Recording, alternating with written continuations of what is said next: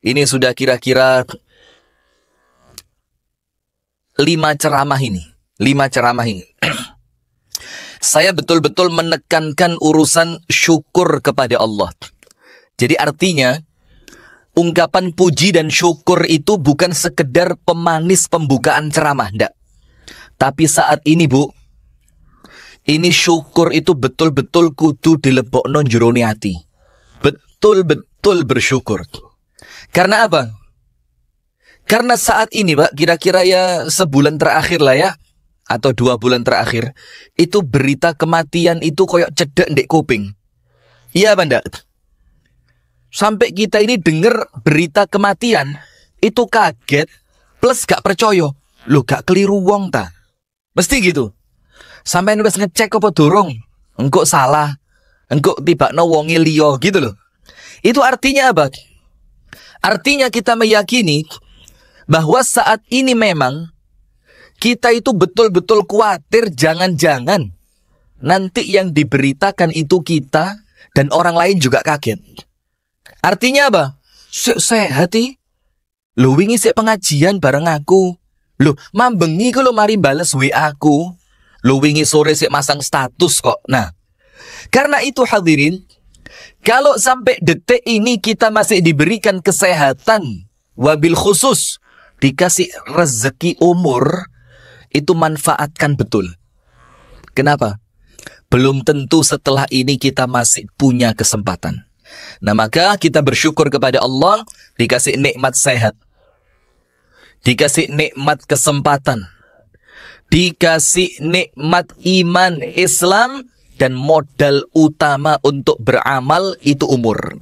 Maka itulah Al-Imam Al-Hafidh Ibnu Katsir ketika menjelaskan masalah wal asri innal insana lafi khusrin illa alladhina amanu wa amilus salihati wa tawasaw bil haqqi wa tawasaw bis sabr. Apa kata Al-Imam Al-Hafidh Ibnu Katsir? Beliau mengatakan umrul insan ra'su malihi. Umurnya manusia itu modalnya dia untuk taat sama Allah. Umur kita ini modal kita untuk taat. Maka kita manfaatkan dengan baik. Dengan cara bang? Yo banyak ibadah. Manfaatkan waktu dengan berzikir. Gunakan waktu kesempatan yang Allah kasih untuk menuntut ilmu. Kalau masih punya 1-2 ganjalan dengan manusia, agi-agi jaluk sepuro. Betul enggak? Karena mumpung kita masih dikasih umur. Karena minimal kalau panjenengan dikasih umur sampai detik ini, Allah minta 2. Nomor 1, tambahono amal akhiratmu. Nomor 2, dan istighfar dan tobat le ono dosa sing gurung kok istighfari kok tobati. Nah itu 2 ini. Karena kalau kita sudah meninggal, dibisi ndek kupinge, Mas, istighfaro sepisan naik. Bisa ndak? Ndak bisa. Karena sudah meninggal. Kemudian salawat beriring salam semoga tercurahkan dan terlimpahkan kepada uswah kita, suri tauladan kita dan kekasih kita bersama, Nabi besar, Nabi agung, An-Nabi Muhammad sallallahu alaihi wasallam.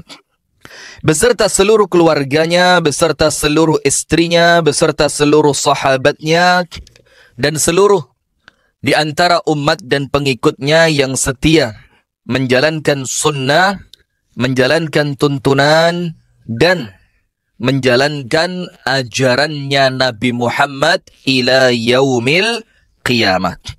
Hadirin sekalian, tak kasih bonus 5 menit. Jadi panjenengan tak kasih bonus 5 menit. Kok saya yang ngasih bonus ya? Ini penting. Panjenengan tulis. Kalau ada videonya nanti panjenengan juga bisa potong. Beberapa amalan selamat dari sihir. Ini penting ini. Beberapa amalan selamat dari sihir. Apalagi Pak Syafi'i pulang dari Banyuwangi. Sudah di Banyuwangi sudah diresmikan. Paguyuban,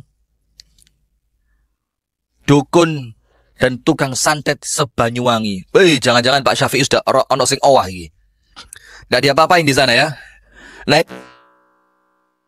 kaidakunna azim, tipu daya perempuan itu medeni. Tipu daya setan bagaimana? Lemah. Tipu daya perempuan Berarti menakutkan mana setan sama perempuan? Lebih menakutkan siapa? Tolong jawabnya yang kena ya.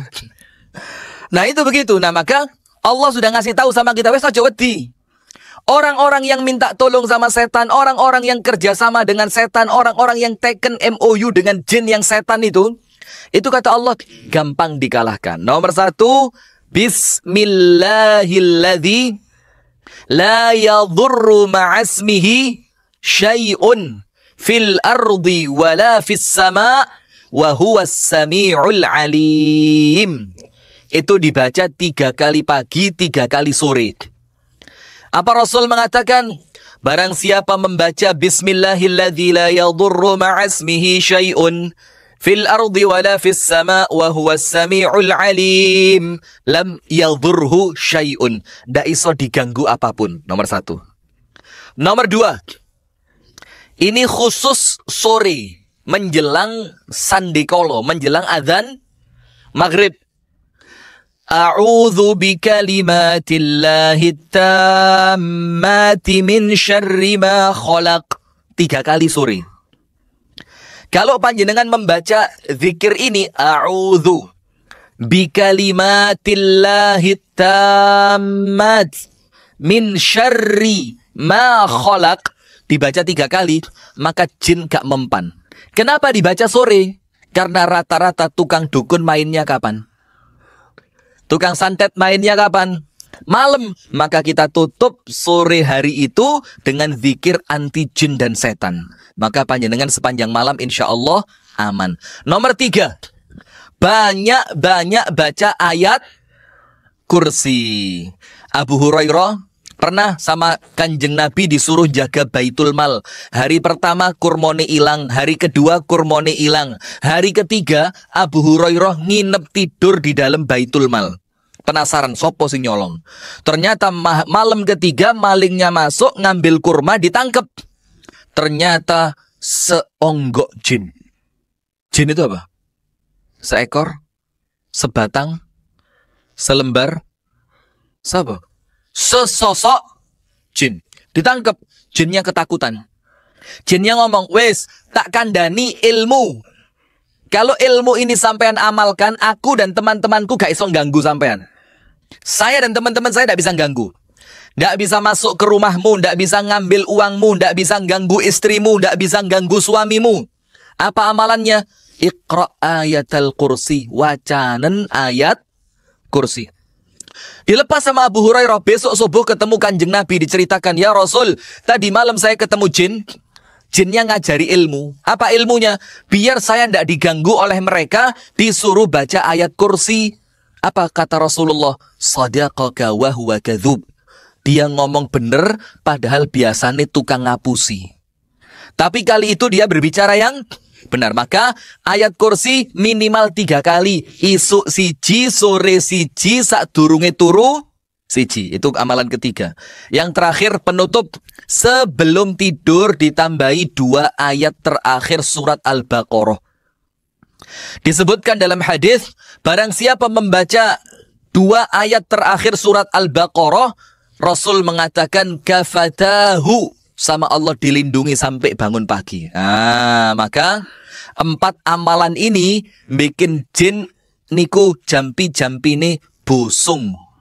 Ngerti busung? Busung itu kalau nyalain mercon, merconnya gak meledos, itu namanya apa? Busung. Nah maka nanti kalaupun dikirim ke rumah panjenengan, itu akan hangus sebelum sampai di rumah panjenengan. Bismillahilladzi la yadhurru ma'asmihi syai'un fil ardi wala fis sama' wa huwas sami'ul alim. 3 pagi 3 sore. A'udzu bikalimatillahi tammat min syarri ma khalaq. Sore tok ping 3. Kemudian ayat kursi minimal berapa? 3. Pagi 1, sore 1, sebelum tidur 1. Yang terakhir 2 ayat terakhir surat Al-Baqarah dibaca sebelum tidur. Hadirin sekalian dirahmati oleh Allah Subhanahu wa taala. Nah, sekarang kita masuk ke materi. Panjenengan perhatikan enggak? Hari-hari ini hampir roto sa Indonesia itu semua mesti ada musibahnya. Perhatikan apa enggak? Saya dari Kasembon sampai Batu, itu ben kecamatan enek longsore. Kasembon di Pait ada longsor. Ngantang ada longsor. Pujon ada longsor. Masuk Batu, Payung juga ada longsor. Belum lagi di Ngantang itu, Bu, itu air sungai keluar ke jalan raya. Sampai jalan rayanya itu aspaling ngelontok. Bayangin saking banteri banyu nih.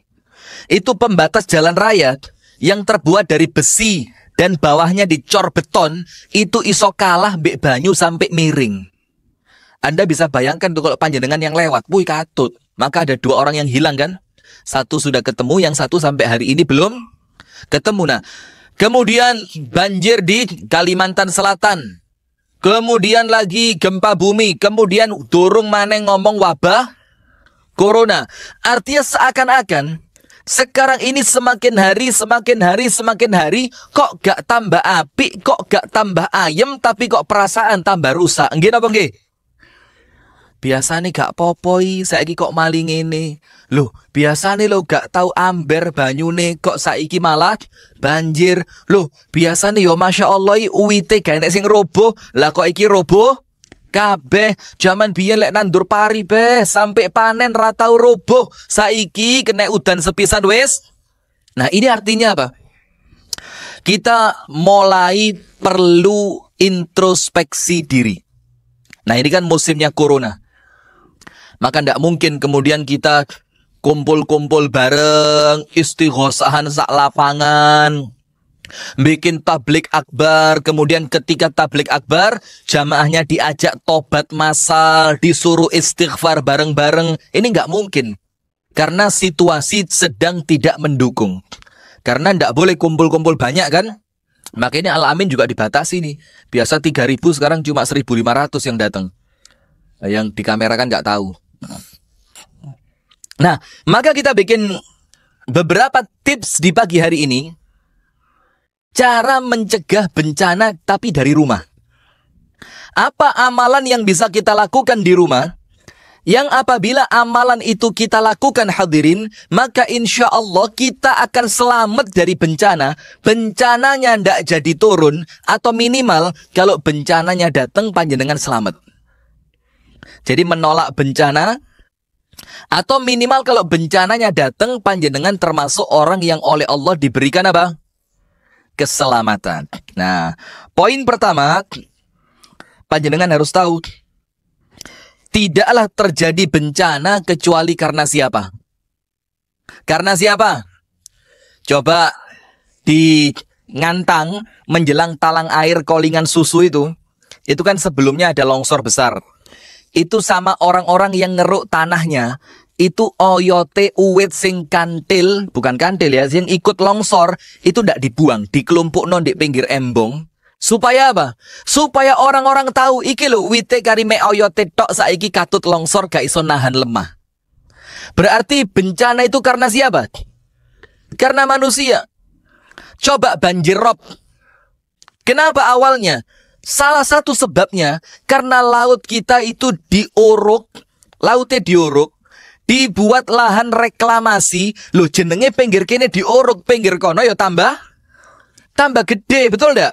Yang sini dikurangi airnya terdorong ke sebelah sana. Akhirnya banjir rob di mana-mana. Loh dunyo sakmene ombone kok sik kurang nguruk laut. Coba orang Pare mau nguruk laut di mana? Ini laut sebelah mana mau diuruk? Donok laut gini. Nah itu, maka semua bencana yang terjadi Allah menegaskan itu karena tangannya manusia. Nah panjenengan manusia nopo sanes? Berarti berkat tangan siapa? Nah, tangan Anda ini. Tangan ini gladi kayak ketok kayu tuwek, batangnya mulai gede-gede, kudu ngetok ae. Ketok pemandangan laut api, kudu bangun villa. Nanti lagi kelihatan gunung bagus. Ini gunung ini. Kalau kita lihat ke bawah, view-nya keren. Akhirnya wite diketok, dibangun villa. Ketika hujan turun, omae sak villane katut, sak wonge. Alhamdulillah. Loh, kok alhamdulillah? Loh, karena dia yang rusak kok ya. Loh kita ini gak melok lapo-lapo. Villa yo gak duwe. Nguruk laut yo gak masuk akal. Ngetok uwit yo ditangkep perhutani ya. Jangan ngetok uwit, Pak. Saya pernah punya cerita, ngerempesi. Ngerti ngerempesi? Apa namanya? Iya, ngerempesi itu loh. Jadi ada kayu-kayu kecil-kecilnya itu. Apa namanya ngerempesi kan? Apa? Alah, iya, tidak usah diprotes. Oh iya, betul kok diprotes. Dirempesi itu, ditangkep. Loh, apa meneh sampai ngetok? Artinya sing ngetok ini bukan orang lain ini. Live lupa saya. Ini lek sing ngetok masyarakat biasa, Pak. Ojo ngetok, ngerempesi itu lo kena di penjara. Apalagi sampai ngetok. Nah, maka Allah Ta'ala berfirman dalam surat Ar-Rum ayat 41. Apa Allah katakan? Zaharal fasadu fil barri wal bahri. Telah nampak kerusakan di daratan maupun di lautan. Di daratan ya gini, banjir, gempa, tanah longsor, angin puting beliung. Dan di lautan apa? Tsunami, banjir rob, kemudian tingginya gelombang air laut, kapal laut yang disikat ombak sampai akhirnya terbalik dan tenggelam. Allah katakan telah nampak, wis ketok. Maksudnya Gusti Allah mengatakan wis ketok itu, loh mbok yo didelok. Kurangnya opo? Salahnya di mana? Apa kesalahan saya kok sampai ini bumi seakan-akan marah? Nah, Allah katakan telah nampak kerusakan di bumi dan di lautan. Karena apa? Bima kasabat aidin nas. Karena ulah perbuatan tangannya siapa? Manusia. Mau protes sama Gusti Allah? Mau protes? Protes. Digites malaikat sampean. Tidak bisa, ini Allah yang mengatakan dan firman Allah kita yakini benar. Berarti sekarang ketika gunung yang awalnya aman moro-moro longsor, ketika lautan yang sebelumnya tidak ada apa-apa tiba-tiba jadi berombak luar biasa. Kali di Pondok Agung biasanya kali ini ombak gak tahu banjir. Setelah terlalu semangat malah lali. Setelah meletusnya Gunung Kelut 6 tahun yang lalu, itu kan banyak material. Biopasir, biobatu. Itu bahasa mereka, Pak. Normalisasi. Kalau saya enggak, eksploitasi. Bahasanya mereka ketika izin untuk ngambilin pasirnya, untuk ngambilin batu-batunya, untuk nanti dipecah jadi koral, jadi pasir. Itu bahasa mereka normalisasi. Karena menurut mereka, kali ini mari ke lebon pasir, mali citek kudu kembali di keruk. Saiki, Pak, watu nentek pasirin tek banyune teko kentir sak lumpurnya. Iya apa ndak? Karena salahnya siapa? Dan yang jadi korban kita, mereka sing bangun omah gak kroso loh, bangunin di Mojokerto, bangunin di Surabaya, bangunin di Gresik, bahkan bangunnya di Jakarta, mereka gak kroso apa-apa. Kita yang orang Pare, itu jembatan Pucang, tiap hujan yang punya rumah di pinggir khawatir. Karena apa? Ulah tangan siapa? Manusia. Lah berarti mau ndak mau, manusianya yang harus diperbaiki. Bukan alamnya. Siapanya yang diperbaiki? Manusia. Nah, kemudian Allah Subhanahu wa taala berfirman dalam surat Asy-Syura ayat 30. Allah taala berfirman, "Wa ma asabakum min musibatin," dan tidaklah menimpa kalian musibah. Ini isimnya isim nakiroh. Santri harus ngerti apa isim nakiroh. Kemarin kan saya lihat mulai latihan bahasa Arab ya. Mas muka, ismi Husain. Min aina anta ya Husain? Ana min Kak Puena. Tungklur. Loh, bahasa Arab min aina anta tungklur. Agak keren. Min aina anta ya Husain? Ana min Sudan. Lumayan keren on Arab-Arabe. Min aina anta ya Husain? Ana min tungklur. Aduh, ini tolong ya kalau cari lokasi buat bahasa Arab itu yang keren gitu loh. Yang paling keren kalau buat bahasa Arab itu min aina anta ya Husain? Ana min Kasembon. Itu keren. Itu orang Arab ngurungokno itu Kasembon. Surga di mana itu Kasembon itu. Sudah lanjut. Allah Ta'ala berfirman, tidaklah terjadi musibah. Musibah itu bentuknya nakiroh.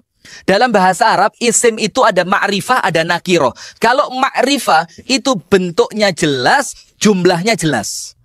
Biasa kalau ma'rifah itu bentuknya tunggal. Tapi ketika isimnya, kata bendanya nakiroh, itu artinya apa? Jumlahnya akeh, jenisnya akeh. Maka artinya tidaklah terjadi musibah berupa apapun. Ingat, musibah rumah tangga, musibah di masyarakat, musibah di negara, musibah di pegunungan, musibah di lautan, musibah di tempat kita bekerja. Allah bilang, karena apa musibah itu datang? Fabima kasabat aidikum, karena kesalahan tangan kalian. Dan itu bukan dibalas semua sama Allah.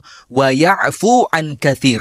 Sementara sing liyane, sing akeh mbek Gusti Allah diampuni. Itu artinya sedikit yang menyebabkan bencana, itu sisa dosa yang kita belum tobat saja. Anda bisa bayangin, dosa sing titik ndadekno kekacauan seperti ini. Apalagi kalau yang besar yang Allah hukum, yang sedikit yang Allah ampuni. Wih, tambah entek. Itulah kenapa salah satu doanya Nabi Muhammad itu, Nabi Muhammad berdoa supaya umatnya tidak dibinasakan dengan bencana sekalintek. Seperti umat-umat zaman dulu. Tanahnya dibalik, sak kaum habis. Kena banjir, sak negara entek. Kemudian dilempari dengan batu dan angin besar, satu negara habis. Ada yang kemudian dijatuhi, buminya dibelah. Kalau bahasa kita sekarang likuifasi, ngerti orang pare? Apa? Bang, itu likuidasi, aduh. Astagfirullahaladzim. Itu bang likuidasi, likuifasi. Apa? Salah tempat pengajian kayaknya saya. Itu seperti yang akhir-akhir ini, kira-kira 2 tahun yang lalu di Palu. Donggala, sak kampung moro-moro omai melaku dewi. Tiba-tiba masuk ke dalam, moro-moro hilang. Dan saya datang sama Mas Dian ke sana. Saya datang. Kita ngelihat, bukan sa RT bu, sa RW. Itu orang yang cerita, ini dulu pak, semuanya rumah. Kita lihat lapangan. Dibilang apa? Ini dulu pak, semuanya rumah. Tenan. Seperti tidak percaya kita. Dan kita jadi percaya apa? Ketika sebagian tanahnya itu masih lunak. Ya Allah. Nah, itu Allah katakan, itu karena perbuatan tangan kalian, padahal sebagian dosa kalian sama Allah sudah diampuni. Nah, sekarang kita mau tahu bagaimana kemudian cara agar kemudian kita ini oleh Allah diselamatkan dari musibah, dan musibah itu dijauhkan dari kita. Ini mau gerimis, harus cepat-cepat. InsyaAllah tidak gerimis ya. InsyaAllah tidak gerimis. Allahumma hawalaina la alaina. Ya Allah, jadikan hujan di sekitar kami, tidak turun di atas kami. Amin ya Rabbal Alamin. Nomor 1, kembali kepada Allah. Nomor 1, kembali kepada Allah. Apa artinya kembali kepada Allah? Mati. Mati. Apa artinya kembali kepada Allah? Kembali taat kepada Allah. Kembali takut kepada Allah. Kembali manut kepada Gusti Allah. Kembali tunduk kepada Allah. Karena apa? Lihat bu, sekarang wong ngilokno agama Islam itu tidak ada takutnya. Nggih napa nggih? Islam itu yang arogan, yang datang dari Arab. Kenapa Islam arogan? Karena Islam itu mengharam-haramkan budaya. Sedekah laut, kebaya. Bukan mengharamkan, lancene haram. Lek dihalalkan lah malah ruwet ah. Nggih apa nggih? Panjenengan setuju yang haram apa yang halal? Haram apa halal? Lo jelas aturannya Gusti Allah kok. Lo masa orang pakai kemben dibilang halal. Bagus. Sip. Loh, ini malah ngelawan Gusti Allah ini. Orang sedekah laut, syirik, kita larang, boleh? Ya boleh. Ketika yang mengamalkan orang yang ngaku beragama Islam. Coba yang mengamalkan orang yang non-Islam, ya karuan kono babano. Iya benda? Yang jadi masalah, mereka ngaku Islam, tapi kemudian tidak mau diatur oleh aturan Islam. Kira-kira yang punya Islam, Allah marah apa enggak? Nah, ngono negara ini kakean krisis ngamuk. Ini nanti mulai bulan Mei, Maret, April akan begini terus. Puncak apa? Nanti puncaknya itu bulan September. Yo, pas September, pas Krismon. Bagus, prediksinya top itu. Luar biasa, ngalah-ngalahin dogon itu. Nah, artinya apa hadirin? Ini Allah marah sama kita. Maka kalau kepingin kemarahannya Allah reda, yo ayo podo-podo kembali kepada Gusti Allah. Salate kalaupun masjid belum aman, ya yuk salat di rumah yang baik.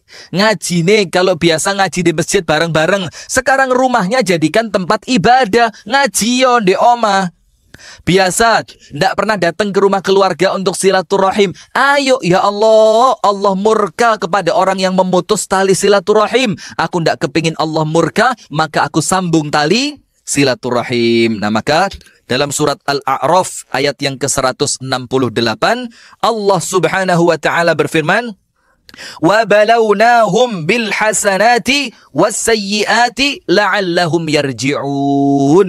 Dan kami berikan ujian kepada manusia, kata Allah, dengan nikmat dan dengan keburukan. Keburukan itu bencana.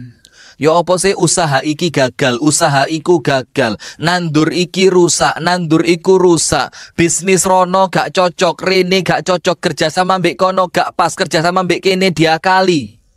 Allah bilang apa? Kami uji kalian dengan musibah itu. Tujuannya apa? La'allahum yarji'un. Supaya kita semua bareng-bareng kembali kepada siapa? Allah. Maka nomor satu, ayo jadikan rumah kita itu tempat ibadah. Ngajiyo sing akeh, wiritano sing akeh, zikiro sing akeh, salat sunnah sing akeh. Kembali kepada Allah. Kembali itu bahasa Arab yang lain, namanya tobat. Tobat itu rujuk, rujuk itu kembali. Amalan kedua, ini penting dan banyak orang lupa. Supaya selamat dari musibah dan musibah dihilangkan sama Allah, kenali Allah, kenalan marang Gusti Allah di waktu lapang. Pernah dengar kan? Nanti Allah akan kenal sama kamu di waktu sempit.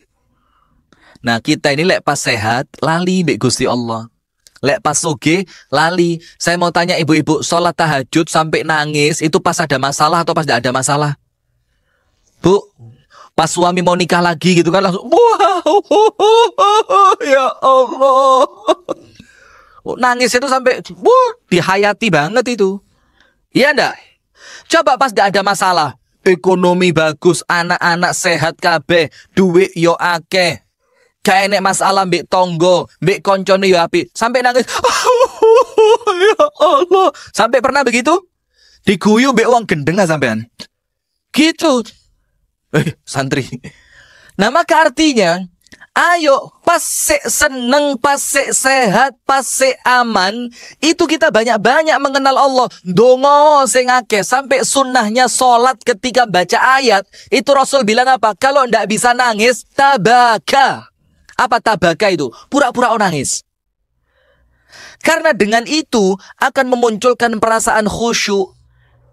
Kalau perasaan khusyuknya sudah masuk, pas itu Anda pas wayai seneng, ndak kurang opo-opo, nanti pas ada masalah, pas ada bencana, Allah kenal sama panjenengan. Oh iki, sopo iki? Iki jamaah Al-Amin biasanya ngaji Ahad pagi. Ojo, inggirno sik. Akhirnya pas musibah mau dateng, panjenengan moro-moro ono acara nang Batu. Sret. Ternyata musibahnya di Batu. Ndak. Panjenengan dibawa ke Batu, sret.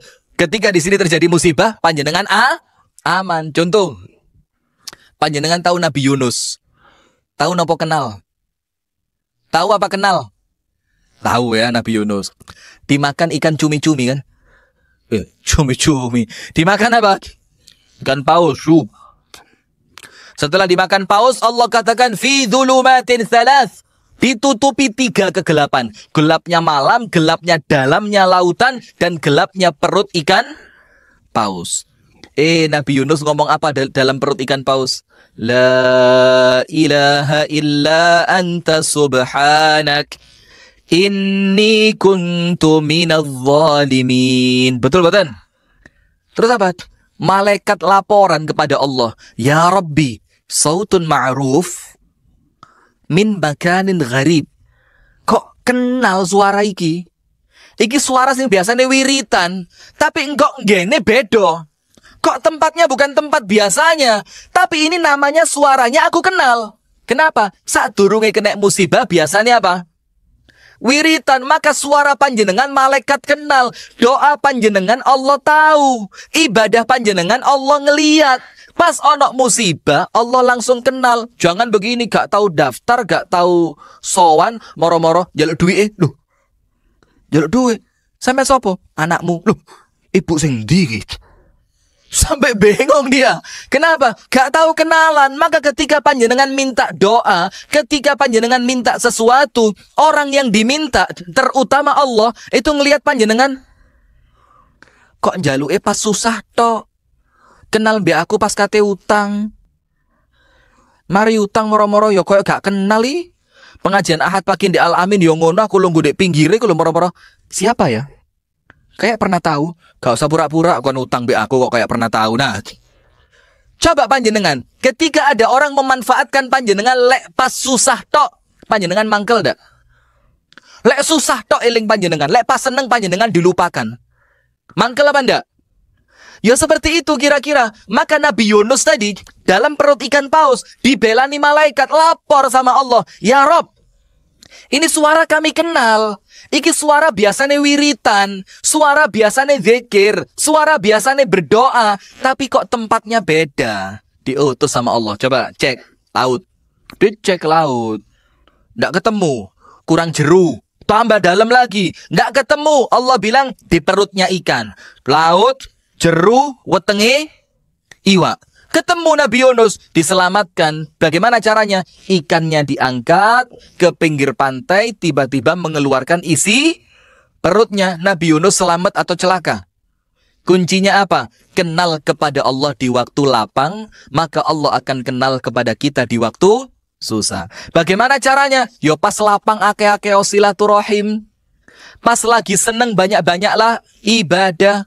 Pas lagi sehat banyak-banyak baca Al-Quran. Pas awake seger ojo lali poso. Nanti pas sakit, pas susah, pas kepepet, pas sempit, Allah kenal, oh iki lho, biasane lek pas seneng iling karo aku.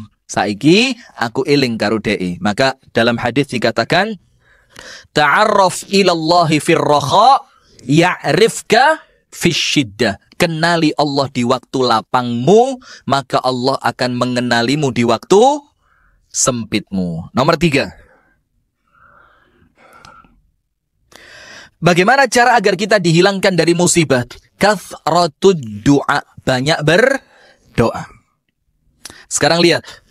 Al-Imam Ibnul Qayyim Al-Jauziyah dalam kitabnya Ad-Da'u wad-Dawa, beliau mengatakan doa ketemu musibah depan-depan itu, maka doa punya 3 fungsi. Punya berapa? Bu, ya Allah, turu kabeh. Oh, nulis, saya kira tidur. Ini kabeh. Nulis ya, nulis. Ya. Saya latihan husnudzon. Ya, nulis terus, saya susul ngantuk nanti. Dingkluk terus sih. Begini, doa ketemu apa? Musibah. Maka fungsinya doa ada berapa? 3. Nomor 1, dongone kuat. Doanya apa? Kuat. Sementara musibah yang mau masuk, musibahnya kecil. Apa yang terjadi? Fayatrudal musibah. Maka doanya nyepak musibah. Dung, musibahnya melayu, gak sido teko. Karena kekuatan apa? Doa. Doanya bagaimana? Kuat. Doa yang kuat itu bagaimana? Mempeng, khusyuk, nangis, hatinya hadir, betul-betul merasa hina di hadapan Allah, betul-betul berharap doanya sama Allah bakal diijabah. Faham ibu-ibu? Doanya kuat, musibahnya kecil. Bagaimana? Musibah tidak jadi datang. Nomor 2, doanya lemes. Doanya amin. Amin. Amin. A-nya itu bareng angop, ditambahin min. Amin. Ngerusak moodnya orang yang dongo ini. Kita tuh lagi berdoa, Bu ya. A'udzubillahi minasyaitonirrajim. Bismillah. Iki seket bismillah, orang sing jerit yang buri. Amin. Itu langsung rusak ini, konsentrasi rusak, guys. Lek iso tak cepot iki ming tak uncal nang sampean iki. Iki sik durung apa-apa pembukaan. A'udzubillahi minasyaitonirrajim. Bismillahirrahmanirrahim. Amin. Astaghfirullahaladzim. Dung gini. Ngerusak tidak boleh. Nah, tapi ingat Bu, sak lemes-lemesnya doa bermanfaat ketika ada musibah. Misalkan doanya lemah, musibahnya besar. Apa yang terjadi? Ngurangi kadar musibah. Ngurangi kadar apa? Musibah. Misalkan panjenengan punya rumah. Na'udzubillah, la qadarullah. Semoga Allah tidak mentakdirkan ya. Amin ya rabbal alamin. Kena gempa bumi. Gonjang ganjing. Kayak orang habis kena pil koplo. Muter, tidak jelas. Di genteng, di ruang tamu, di kamar mandi. Bingung dia. Gempa. Ternyata panjenengan tahun dongo. Pas buka oma, ngundang tonggo syukuran. Ngundang ustadz pengajian, terus didoakan, ya Allah, mudah-mudahan rumah yang dibangun ini, yang malam hari ini mulai akan ditempati, jadikan rumah ini rumah yang barokah, ya Allah. Mek sepisan iku tok ndonga nih. Sak lawase urip gak tau ndonga mana sing duwe omah. Dadi ngundang ustadz dibayari gawe ndonga sudah. Tapi karena satu doa itu, sakjane lek nek gempa rumah ini hancur, itu ternyata mek retak sedidik. Musibah tetap datang tapi kadarnya berkurang. Contoh kecelakaan jeret, ya tetap kecelakaan. Kalau orang lain ngelihat mati kudune, ternyata cuma luka ringan. Itu doanya lemes, musibahnya besar. Tetap ada manfaat apa tidak? Tetap. Apa manfaatnya? Mengurangi kadar. Nomor 3. Ini yang paling banyak. Doa dan musibah itu surung-surungan terus sampai kiamat. Mana yang lemes di antara keduanya, itu yang kemudian akan dikalahkan. Contoh, panjenengan terus berdoa dalam keadaan musibah terus mengintai. Ini musibah ngenteni kapan lengah arek iki. Lek arek iki lengah, itu langsung dia masuk. Maka itulah dalam Islam kenapa setiap gerak-gerik kita semua ada doanya. Betul apa betul? Keluar rumah ada doanya. Masuk rumah ada doanya. Masuk kamar mandi, keluar kamar mandi, mau makan, setelah makan, masuk masjid, keluar masjid, mengawali pekerjaan, selesai dari pekerjaan, semua ada apa? Karena Allah eman sama panjenengan, dipaksa untuk terus berdoa agar panjenengan senantiasa selamat dari musibah. Nah, maka yang keberapa tadi doa? Yang ketiga. Yang keempat. Saya mau kasih tahu sesuatu mainstream. Mainstream itu apa? Mainstream apa? Itu es krim.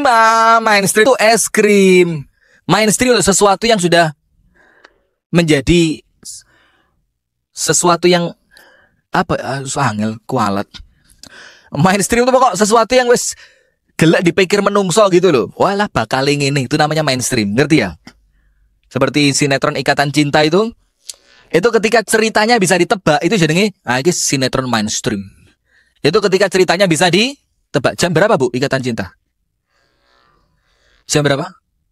7:30. Sampai jam berapa? Oh, sampai jam 8 tok. Oh, enggak pernah lihat. Rugi wapi. Saya enggak nonton. Cuma kan, ya biasa. Itu loh Pak Haji Riki itu yang bisi saya. Ustaz, gaya tema pengajian Ikatan Cinta. Apa itu? Gue lagi ngetrend filmnya. Saya enggak tahu, ternyata dia yang lihat. Walah, ya wis. Nah, tapi saya mau ceritakan sesuatu yang mainstream, tapi saya rubah cara berpikirnya. Apa yang keempat? Tawakal sama Allah. Orang yang tawakal, uripe selamat. Ustaz, alah tawakal ya ngono iku. Wong tawakal, ya ngono iku. Sekarang lihat, ternyata enggak. Tawakal itu apa sih, Bu? Nah, ini keliru. Nah, bagus ya, dihukum. Ayo berdiri depan sini. 2 jam. Tawakal lah kok pasrah. Ya, itu termasuk yang mainstream. Uang itu lek mikir tawakal, mesti mikirnya apa? Ya wis. Wong tawakal kok. Tawakal itu lek bahasa panjenengan tadi seperti orang mancing. Oleh ya wis ra oleh ra apa-apa. Sing penting ngalih timbang di omah diamuk bojoku. Itu tawakal yang keliru loh, Bu. Saya pernah mancing, Bu. Pertama saya mancing masalah ndak. Mancing ikan ke Selorjo. Pertama saya pulang dari Jakarta dulu. Sebelum nikah, kira-kira tahun 2010 awal. Diajak teman anak Kasembon, tawatone wake. Gainane mabuk. Tapi Masya Allah ketika kita deket dia ayo api. Maka suatu hari dia bilang, ayo melo yuk mancing. Disiapkan joran pancingnya, disiapkan umpannya semua. Saya nyiapin nasi bungkusnya. Mari, berangkat kita ke Ngantang. Sampai Ngantang, mulai diurui cara ngelepokno pakan, umpannya tadi, cara ngelemparnya, jagrake gitu kan. Sudah, 5 menit pertama sabar. 5 menit kedua, 10 menit sabar. Mulai seperempat jam, mulai garuk-garuk saya. Beh, iki sinyal lemah iki. Sinyal lemah. Dicocok iwak ora, Bu? Ya dul, itu ndak. Kena iwake pora jenis Selorjo iki. Sudah, akhirnya mulai saya tinggal makan. Tak tinggal mangan. Makan, teman saya bilang, "Oh, Ustadz kok ora iso sabar." Iku tuh masalah sabar, ini sabare wong bodoh ini saya bilang. Ini menanti sesuatu yang enggak jelas ini saya bilang. Akhirnya dia ketularan sama saya. Ayo tak mangan pisan wis, gak sampai sak jam mulai. Padahal biasa dia kalau mancing paling cepet petang jam. Paling cepet 4 jam. Itu gak sampai sak jam karena wetenge wareg, terus dia ngerokok, mulai enak. Ayo boleh setepai kita bilang. Akhirnya pulang, berangkat jam 8 pagi sampai rumah sebelum adzan zuhur. Nah, maka hadirin itu tawakal yang salah. Tawakal itu begini supaya mencegah musibah. Tawakal itu panjenengan awali apa yang panjenengan lakukan dengan ikhtiar. Coba Rasulullah mengatakan tawakalnya burung bagaimana? Tawakalnya burung bagaimana? Pagi hari dia terbang dari sarangnya. Saya mau tanya, burung terbang tahu tujuan kemana apa tidak? Tidak tahu. Burung terbang bisa buka sinyal HP untuk buka GPS tidak? Nulis di sinyal HP gitu, panen padi terdekat. Klik. Oh, 300 meter belok kanan. Nanti sudah dia terbang kanan gitu, GPS-nya bilang. Setelah 300 meter belok kiri, belok kiri. Tujuan Anda ada 500 meter di depan sebelah kiri. Nah, ketemu. Nggak pakai itu kan burung? Ketemu nggak makanan? Ada cerita burung pulang temboloknya kosong. Nggak ada. Itu tawakal, ikhtiar. Nah, maka orang yang tawakal sama Allah diselamatkan dari musibah. Tapi ingat, tawakalnya orang yang ingin selamat dari musibah bukan tawakal turun di omahmu amblek mati sampean. Tawakalnya bagaimana? Ayo ikhtiar dulu. Kalau lautan sering naik tanaman, tanami apa? Bakau. Kalau gunung mulai sering longsor, ya wes, jadikan apa? Penghijauan. Dilihat lagi, kalau nandur opo-opo kok mesti gagal, dipikir, oh mungkin rabuknya, apa namanya? Pupuknya, mungkin pupuknya kurang pas. Nah, itu tawakal. Nah, setelah ikhtiarnya sempurna, panjenengan pasrah. Dan ingat, Bu, orang itu kalau ikhtiarnya sudah sempurna, kena musibah pun, dengerin. Ini kan harapannya tidak kena musibah ya. Kena musibah pun, iku hatine gak gelo. Contoh, mudah-mudahan semua sama Allah dikasih sehat walafiat. Amin. Orang tua sakit, umurnya wis 70. Ya ndak? Kemudian sakitnya itu gak gelem digonang rumah sakit, wis gak usah le ndek omahe. Wong bapak ya wis tuwek. Wis ndek omahe diramut awakmu, diramut bojomu ya enak iki-iki ono putu iso ketok anak putu terus. Panjenengan nolak, gak Pak, ikhtiar. Dibawa ke rumah sakit, cari rumah sakit yang bagus, cari dokter yang bagus, cari obat yang bagus. Pengarapane bapak kepingin mangan opo Pak? Kepingin mangan rawon depot amanah. Oh iya Pak, oh dibelikan depot amanah. Depot rawon sudah selesai, tanya lagi, kepingin apa Pak? Sop buntute depot amanah. Kok terus yang enak-enak ini? Waduh, gak loro ketok ini. Ini ketoknya gak loro, modus ini katanya. Datang sampai detik terakhir, ternyata bapaknya meninggal. Kira-kira gelo ndak atine? Enggak, kenapa? Dia merasa sudah apa? Saya sudah mengikhtiarkan yang baik, coba bapak loro. Le, yo mbok dijak nang dokter hewan. Ojo le.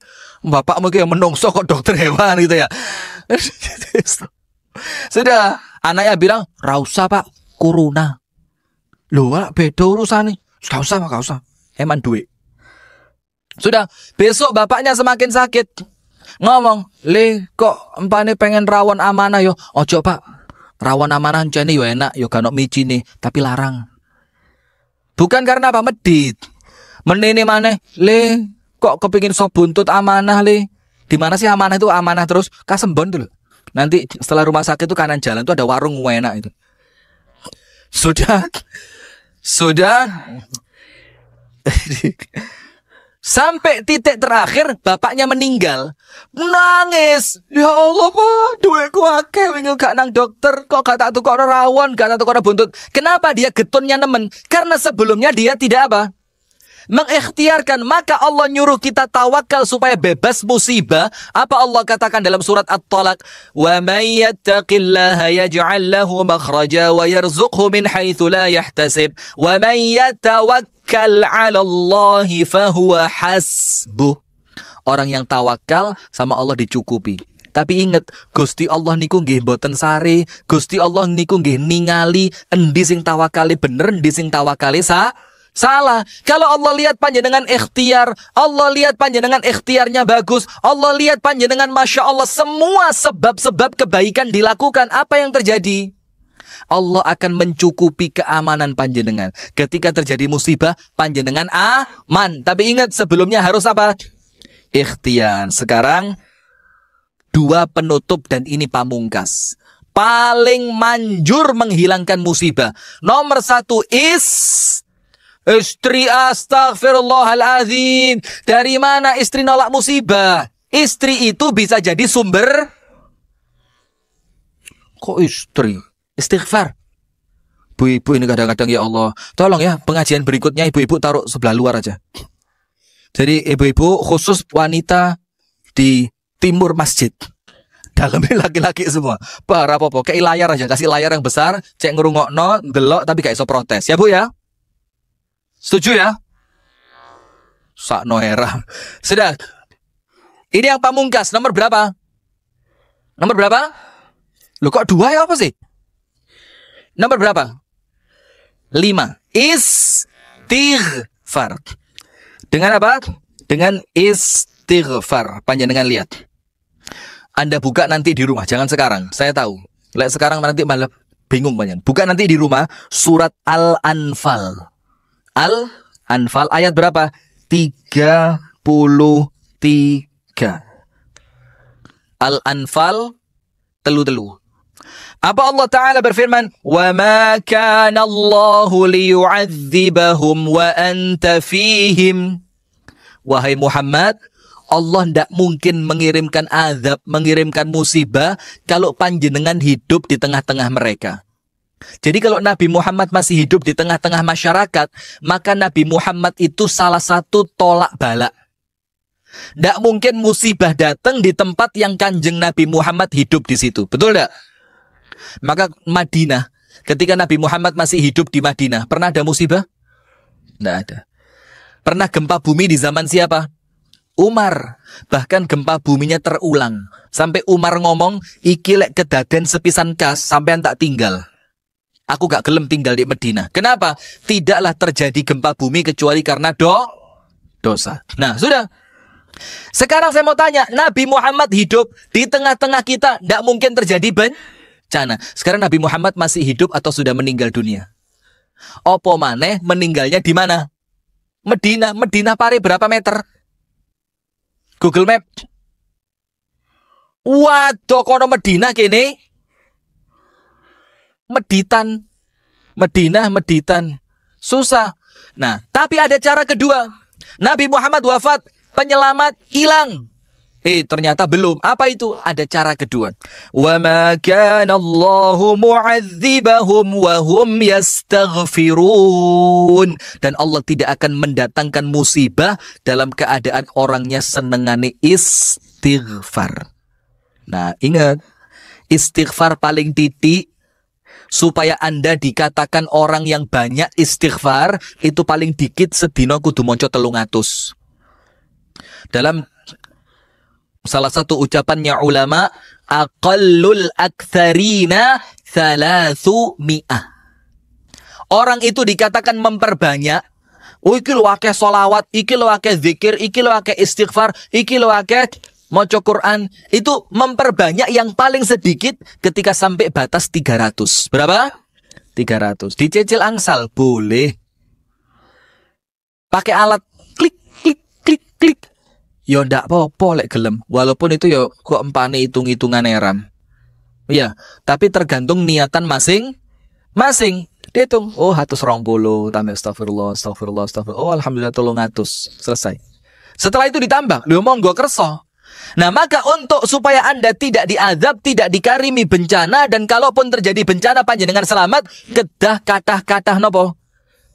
Istighfar. Kenapa istighfar menolak bencana? Karena tadi bencana karena apa? Dosa. Lek dosane wis diistighfari, kalian Gusti Allah diampuni mboten? Kalau dosanya sudah diampuni, maka musibahnya ndak jadi turun. Terakhir, kathratus sodaqoh. Banyak apa? Sodaqoh. Sing medit-medit. Mana yang medit? Ngacung. Dit. Mana yang medit? Loman kabeh. Masya Allah. Hati-hati lo ya. Fala tuzakku anfusakum. Ojo ngeroso awakmu apik. Dosa. Ayo angkat tangan yang medit. Dit. Loh, ngeroso apik ra oleh. Coba angkat tangan yang medit. Sombong-sombong wong parit. Lihat, itu panjenengan noleh ke belakang itu. Noleh ke belakang, sebelah utara. Itu di bagian atas, wakaf pembangunan pondok pesantren Darul Muslimin Muhammadiyah. Kesempatan amal jariah, kebutuhan dana kok mek didik Pak Syafi'i. Pembukaan dana itu gede loh. Kesian mereka ini nanti uang lurus nutup itu. Kok cuma 847 juta? Nah ini 2 orang ya nutup, nggih Bu nggih? Lho jare gak medit, Bang. Itu 847 juta sampean dolne omah sampean loro nutup, Bu. Sing omah akeh-akeh iku lho. Omah di kono kosong, sawah di kono gak digarap, duwe tegalan di Kasembon gak digarap, itu dihisab sama Allah panjenengan. Nah, maka yang terakhir untuk nolak bala sedekah. Disebutkan dalam hadis yang sahih, "Sana'i al-ma'ruf taqi masari as-su'." Orang itu kalau banyak berbuat baik, ditafsirkan oleh para ulama, baik sing dimaksud berbuat baik iki apa? Mereka mengatakan sedekah. Wong sing akeh sedekah diselamatkan dari bencana keburukan. Wa sadaqatus sir dan sedekah sembunyi-sembunyi. Bukan nikah sir, bukan. Tapi sedekah sir. Sir itu artinya apa? Sir itu artinya apa? Rahasia. Karena wong sing ero. Ketika panjenengan bisa sedekah sir, itu apa yang terjadi? Tudfi ghadhabar Rabb, memadamkan kemurkaan Gusti Allah. Maka Syekh Abdul Aziz At-Turaifi, beliau mengatakan begini, lek sampean gelek maksiat sembunyi-sembunyi, kudu diimbangi gelek ibadah sembunyi-sembunyi. Karena apa? Ketika maksiat Anda menyembunyikannya, maka ketika ibadah ya diimbangi, ibadahnya kudu sembunyi. Nah, maka ini Bu, orang sedekah itu tidak mesti apik. Ini tak kasih rumus. Ada orang sedekah 50.000, ya mek 50.000 gak dadi apa-apa. Ada orang sedekah 50.000 jadi 5. Buka puasa ya yatim piatu, ya mu'alaf, ya dakwah. Ada sedekah yang lebih cerdas lagi. Sedekah untuk apa? Untuk penuntut ilmu. Ini sedekah yang dikatakan oleh Syekh bin Baz, afdhal as-sadaqat. Sedekah paling afdhal itu untuk penuntut ilmu. Kenapa? Karena setiap mereka belajar, panjenengan dapat pahalanya. Mereka mengamalkan, panjenengan dapat pahalanya. Mereka mendakwahkan, panjenengan dapat pahalanya. Mereka nanti bangun pondok, tetap panjenengan dapat pahalanya. Karena selama mereka menuntut ilmu, ternyata bangunannya dibangun oleh jamaah Masjid Al-Amin. Nah, maka sedekah ini penting. Supaya apa? Kita selamat dari musibah. Kalau mau safar, sedekah sih. Nah itu loh, makanya saya kadang-kadang ndak sepakat lek kabeh-kabeh itu ora oleh walimatus safar opo ra enek di zamane Kanjeng Nabi walimatus safar. Itu bukan walimatus safarnya yang Anda lihat, tapi apa? Diniati sedekah sadurunge safar, biar selama safar dia oleh Allah diberi apa? Keselamatan lah. Jadi mikirnya itu yang positif. Mikirnya yang apa? Positif. Atau sebelum safar datang ke panti asuhan, ngamplopi, satu amplop diisi 50.000 atau 100.000. Itu santri-santrinya dipanggilnya, tungakno yole, tungakno yole, tungakno yole. Insya Allah selamat. Nah, apalagi sekarang ada pembangunan pondok, Bu. Nah, bangunan pondok itu insya Allah tidak akan rusak setahun, tidak akan rusak 5 tahun, tidak akan rusak 10 tahun, bahkan tidak akan rusak 30 tahun. Gimana apa nggih? Bangunan zaman sekarang kuat-kuat. Nah, kalau panjenengan netip semen sak-sak berapa sekarang? Murah remen rek. Aja semen wis. Pasir sak truk berapa? 500. Langsung datang. Panitianya siapa? Pak Syafi'i. Aja ngomong. Aja ngomong. Aku ra sedekah. Dengar. Pak Syafi'i, aja ngomong-ngomong, panjenengan datang ke rumahnya Pak Syafi'i, ndak ada orang tahu. Pas malam betul, 1:30 bengi. Sampai istrinya Pak Syafi'i cemburu. Lapo? Nah, datang ke rumahnya Pak Syafi'i, ndak ada orang tahu. Pak Syafi'i, niki kula nitip gang 100, damel napa? Niki damel pasir sak truk mangke bangun pondok. Selama itu pondok masih dipakai, selama itu pasir panjenengan jadi saksi panjenengan ahli sedekah. Nanti yang lain lagi datang, Pak Syafi'i, semene kirang pinten? Wah, kirang kathah. Nggih pun mboten napa-napa, kathah niku pinten sih? Nggih, lek semene mawon 50 juta, mek 50. Tak sumbang piro? 5.000. Ah, gitu. Jadi sembunyi-sembunyi, sumbang. Karena apa? Ini ada kesempatan sedekah yang belum tentu terulang. Opo maneh panjenengan belum tentu panjang umur. Ini ambune sambu kuburan kabeh. Belum tentu panjang umur, maka bagaimana? Ayo bismillah, mumpung ada kesempatan sedekah cerdas. Sedekah apa? Cerdas. Bangun apa? Pondok untuk ilmu. Dan yang dipelajari bukan ilmu elektro, Bu. Itu pondok tahfidz Al-Qur'an. Pondok yang dari semen yang Anda kasih, pasir yang Anda kasih, batako yang Anda kasih, tanah yang panjenengan wakofkan, uang tukang yang panjenengan kasih, dibuat bernaung oleh santri-santri yang menghafal kalamullah. Barokah urip panjenengan. Maka bismillah, keluarin saonoi. Ya, di dompet sisa 300.000, bismillah, keluarkan yang 200, 100 disimpan. Di dompet ada rekening bank, ngomong nang takmire juga dewe tak kayak pas tak kasih nomor pinnya. Begitu. Insya Allah selamat dunia, selamat akhirat. Itu yang dapat kami sampaikan. Mudah-mudahan ada manfaatnya. Semoga ada manfaatnya. Kurang lebihnya mohon maaf. Hadanallahu wa iyyakum ajma'in. Subhanakallahumma wa bihamdika. Ashhadu an la ilaha illa anta. Astaghfiruka wa atubu ilaik. Assalamualaikum warahmatullahi wabarakatuh.